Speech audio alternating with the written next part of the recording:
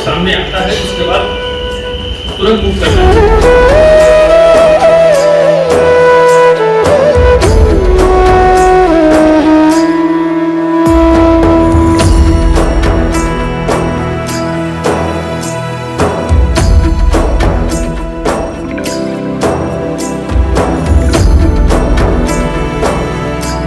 हर हर गंगे जय मां गंगे। प्रयागराज महाकुंभ को केंद्र सरकार और उत्तर प्रदेश की योगी सरकार द्वारा दिव्य और भव्य बनाया गया। 2027 में हरिद्वार में अर्धकुंभ मेला होना है। इसी को लेकर राज्य सरकार द्वारा भी तैयारियां की जा रही है, मगर इस बार अर्धकुंभ की जगह कुंभ के रूप में सरकार इस पर्व को मनाना चाहती है। हमारे साथ मौजूद है हरिद्वार के स्थानीय विधायक मदन कौशिक जी। स्वागत है आपका तिलक पत्रिका पे। महाराज गुरु जी, बात की जाए जिस तरह से योगी और केंद्र सरकार द्वारा प्रयागराज कुंभ को दिव्य भव्य बनाया गया, 2027 में हरिद्वार में कुंभ लगना है, इसको लेकर आपकी क्या तैयारी है?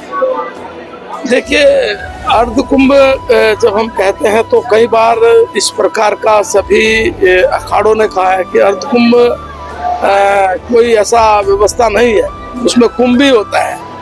अब उस कुंभ की दिव्यता भव्यता के लिए इस बार यहाँ की राज्य सरकार ने बहुत ही एकदम अभी से तैयारी शुरू की है।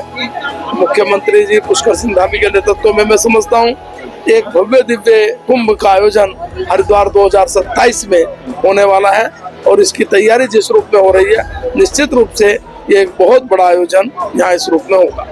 जो नाम चेंज करने की बात की जा रही है, जैसे अर्धकुंभ इसका नाम था, लेकिन अब इसको कुंभ के रूप में मनाने की तैयारी की जा रही है।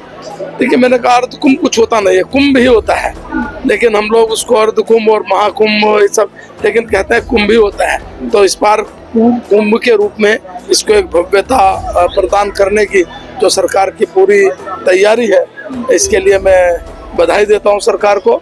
और सभी अखाड़ों का जिस प्रकार का एक कहीं ना कहीं सबको लेकर उत्साह भी है और भाव भी है, तो मैं समझता हूँ आने वाले समय में 2027 बहुत ही महत्वपूर्ण रहने वाला है। बात की जाए अर्धकुंभ में अखाड़े काफी इन्वॉल्व नहीं रहते, क्योंकि कुंभ में ही उनकी पेशवाइयाँ होती है, शाही स्नान पर जाते हैं। क्या इस अर्धकुंभ में भी अखाड़ों से वार्ता की जाएगी कि वो शाही स्नान के लिए आए?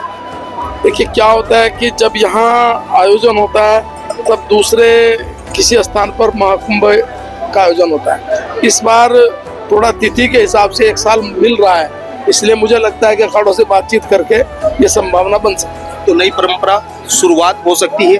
अब ये तो नहीं कह सकता, क्योंकि अगली बार जब तिथि पूरी हो जाएगी तो वहाँ कुंभ होगा, यहाँ कुंभ होगा, तो कैसे उसमें होगा वो तो अखाड़े ज्यादा अच्छा तय करेंगे। लेकिन इस बार थोड़ा समय मिल रहा है, मैं समझता हूँ कि अखाड़ों के साथ बैठकर इस सारी व्यवस्था को किया जाए। आप कैसे देखते हैं जो प्रयागराज कुंभ इतना दिव्य भव्य हुआ, 60 करोड़ से ज्यादा श्रद्धालुओं ने संगम के तट पर आस्था की डुबकी लगाई, लेकिन कुछ ऐसे लोग भी थे जिन्होंने इस कुंभ पर अपने गलत शब्दों का प्रयोग किया। नहीं, वो क्या है, देखिए आस्था है, आप हमारी आस्था है, तो आपको उस आस्था को मानना ना मानना आपका काम है। लेकिन यदि आप किसी की आस्था को ठेस पहुंचाने का काम करते हैं या उस पर कोई टिप्पणी करने का काम करते हैं तो ये ठीक नहीं है। परसों उत्तर प्रदेश के मुख्यमंत्री जी ने कहा है, जो जिस दृष्टि से देखना चाहता है वो वही देखता है।